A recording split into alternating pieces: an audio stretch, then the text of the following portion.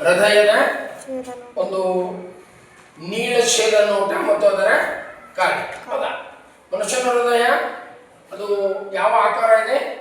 ಶಂಕುವಿನ ಆಕಾರ. ಗಾತ್ರ ಮುಷ್ಟಿಯಷ್ಟು ಗಾತ್ರ ಇದೆ. ಹೌದಲ್ಲ? ನಮ್ಮ ಈ ಎದೆಯ ಸ್ವಲ್ಪ ಎಡಭಾಗದಲ್ಲಿ ಏನಾಗಿದೆ? ಅದು ವಾಲಿದೆ. ಓಕೆ. ಹಾಗಾದ್ರೆ ಹೃದಯದಲ್ಲಿ ಪ್ರಮುಖವಾಗಿ ಎಷ್ಟು ಕೋಣೆಗಳಿದಾವು? ಕೋಣೆಗಳಿದಾವು. ಯಾವಪ್ಪ ಅಂದ್ರೆ ಎಡ ಹೃತ್ಕರ್ಣ, ಎಡ ಹೃತ್ಕಕ್ಷಿ, ಬಲ ಹೃತ್ಕರ್ಣ, ಬಲ ಹೃತ್ಕಕ್ಷಿ. ಹೌದಾ? 4 ಕೋಣೆಗಳಿದಾವೆ. ಹಾಗಾದ್ರೆ ಈ ಒಂದು ಹೃತ್ಕರ್ಣಗಳಿಗಿಂತ ಹೃತ್ಕಕ್ಷಿಗಳು ಗಾತ್ರದಲ್ಲಿ ಗೊತ್ತಾಗತ್ತಾ? ಓಕೆ. ಹಾಗೆ ರಕ್ತನಾಳಗಳಿಗೆ ಬರಬೇಕಾಗತ್ತೆ. ರಕ್ತನಾಳಗಳಲ್ಲಿ ನೀಚ ಅಭಿಧಮನಿ ಮತ್ತು ಉಚ್ಚ ಅಭಿಧಮನಿ 2 ನಾಳಗಳಿವೆ. ಇದು ನೀಚ ಅಂತಂದ್ರೆ ದೇಹದ ಕೆಳಗಡೆಯಿಂದ ಕಾರ್ಬನ್ ಡೈಆಕ್ಸೈಡ್ ಸಹಿತ ರಕ್ತವನ್ನು ತಗೊಂಡು ಬರುತ್ತೆ. ಇನ್ನು ದೇಹದ ಮೇಲಿನಿಂದ ಉಚ್ಚ ಅಭಿಧಮನಿ ಇದೆ, ಅದು ಕೂಡ ಕಾರ್ಬನ್ ಡೈಆಕ್ಸೈಡ್ ಸಹಿತ ರಕ್ತವನ್ನು ಯಾವ ಕೋಣೆಗೆ ತಗೊಂಡ್ಬರುತ್ತೆ? ಬಲ ಹೃತ್ಕರ್ಣಕ್ಕೆ. ಇದು ಈ ಕೋಣೆ ಬಲ ಹೃತ್ಕರ್ಣ, ಈ ಕೋಣೆ ಬಲ ಹೃತ್ಕಕ್ಷಿ. ಇದು ಎಡ ಹೃತ್ಕರ್ಣ, ಎಡ ಹೃತ್ಕಕ್ಷಿ. ಹೃತ್ಕಕ್ಷಿಗಳು ಕೆಳಗದವ, ಹೃತ್ಕರ್ಣಗಳು.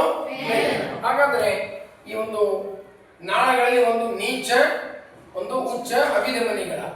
ಆಮೇಲೆ ಪುಪ್ಪುಸಕ ಅಪಧಮನಿಗಳು. ಪುಪ್ಪುಸಕ ಅಪಧಮನಿಗಳದಾವ. ಇವು ರಕ್ತ ಕಾರ್ಬನ್ ಡೈಆಕ್ಸೈಡ್ ಸಹಿತ ರಕ್ತ ಶ್ವಾಸಕೋಶಗಳಿಗೆ ಹೋಗುವಂತ.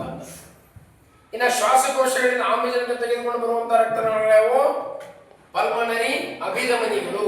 ಪಲ್ಮನರಿ ಅಭಿಧಮನಿಗಳು ಇಲ್ಲದಾವ. ಇವೆರಡು ಪಲ್ಮನರಿ ಅಭಿಧಮನಿಗಳು. ಇನ್ನ ಈ ಒಂದು ರಕ್ತನಾಳ ಬರ್ತದೆ ಯಾವುದು? ಮಹಾ ಅಪಧಮನಿ. ಆಮ್ಲಜನಕ ಸಹಿತ ರಕ್ತವನ್ನ ಎಲ್ಲ ಭಾಗಗಳಿಗೆ ಕಳುಹಿಸುವಂತ ಕೆಲಸ ಮಾಡ್ತಾರೆ. ಹಾಗೆ ವರ್ಕಿಂಗ್ ಹೆಂಗೆ ನೋಡುದು? ನೀಚ ಅಭಿಧಮನಿ, ಉಚ್ಚ ಅಭಿಧಮನಿ, ಕಾರ್ಬನ್ ಡೈಆಕ್ಸೈಡ್ ರಕ್ತ ಈ ಕೊನೆ ಬರ್ತದೆ. ಇದ್ಯಾವುದು? ಬಲ ಹೃತ್ಕರ್ಣ. ಇಲ್ಲಿ ಕವಾಟ ಇದೆ, 2 ಕೋಣೆಗಳ ಮಧ್ಯದಲ್ಲಿ ಕವಾಟ. ಹಾಗಾದ್ರೆ ಈ ಒಂದು ಸಂಕುಚನ ಆದಾಗ ಆ ಒತ್ತಡದಿಂದ ಕಾರ್ಬನ್ ಡೈಆಕ್ಸೈಡ್ ಸಹಿತ ರಕ್ತ ಕೆಳಗಿನ ಬಲ ಹೃತ್ಕಕ್ಷಿಗೆ ಬರುತ್ತೆ. ಇದು ವಾಲ್ವ್ ಏನಾಗುತ್ತೆ? ಕ್ಲೋಸ್ ಆಗುತ್ತೆ, ಗೊತ್ತಾಗತ್ತ? ಮುಚ್ಕೊಳ್ಳುತ್ತದೆ. ಆಮೇಲೆ ಇದು ಮತ್ತೆ ಸಂಕುಚನ ಆಗ್ತದೆ ಈ ಕೋಣೆ. ಅದು ಸಂಕುಚನ ಆದಾಗ ಕಾರ್ಬನ್ ಡೈಆಕ್ಸೈಡ್ ಸಹಿತ ರಕ್ತ ಏನಾಗುತ್ತೆ? ಪಲ್ಮನರಿ ಅಥವಾ ಪುಪ್ಪುಸಕ ಅಪಧಮನಿಗಳ ಮೂಲಕ ಇದು ಎಲ್ಲಿ ಹೋಗುತ್ತೆ? ಎಡ ಮತ್ತು ಬಲ ಶ್ವಾಸಕೋಶಗಳಿಗೆ ಹೋಗ್ತದೆ ಕಾರ್ಬನ್ ಡೈಆಕ್ಸೈಡ್ ಇರುವ ರಕ್ತ. ನಂತರ ಅಲ್ಲೇನಾಗುತ್ತೆ? ಗಾಳಿ ಹುಳುಗಳಲ್ಲಿ ಕಾರ್ಬನ್ ಡೈಆಕ್ಸೈಡ್ ಹೊರಗೆ ಬರ್ತದೆ, ನಾವು ತೆಗೆದುಕೊಳ್ಳುವಂತ ಆಮ್ಲಜನಕ ಆ ರಕ್ತಕ್ಕೆ ಸೇರ್ಕೊಳ್ತದೆ. ನಂತರ ಶ್ವಾಸಕೋಶದಿಂದ ಆಮ್ಲಜನಕ ಸಹಿತ ರಕ್ತ ಪುಪ್ಪುಸಕ ಅಭಿಧಮನಿಗಳ ಮೂಲಕ ಯಾವ ಕೋಣೆಗೆ ಬರುತ್ತೆ? ಎಡ ಹೃತ್ಕರ್ಣಕ್ಕೆ ಬರುತ್ತೆ. ಎಡ ಹೃತ್ಕರ್ಣದಿಂದ ಇಲ್ಲಿ ವಾಲ್ವ್ ಏನಾಗುತ್ತೆ? ಇದು ಓಪನ್ ಆಗುತ್ತೆ. ಈ ಸಂಕುಚನ ಆದಾಗ ಅಲ್ಲಿಂದ ಎಡ ಹೃತ್ಕಕ್ಷಿಗೆ ಬರ್ತದೆ.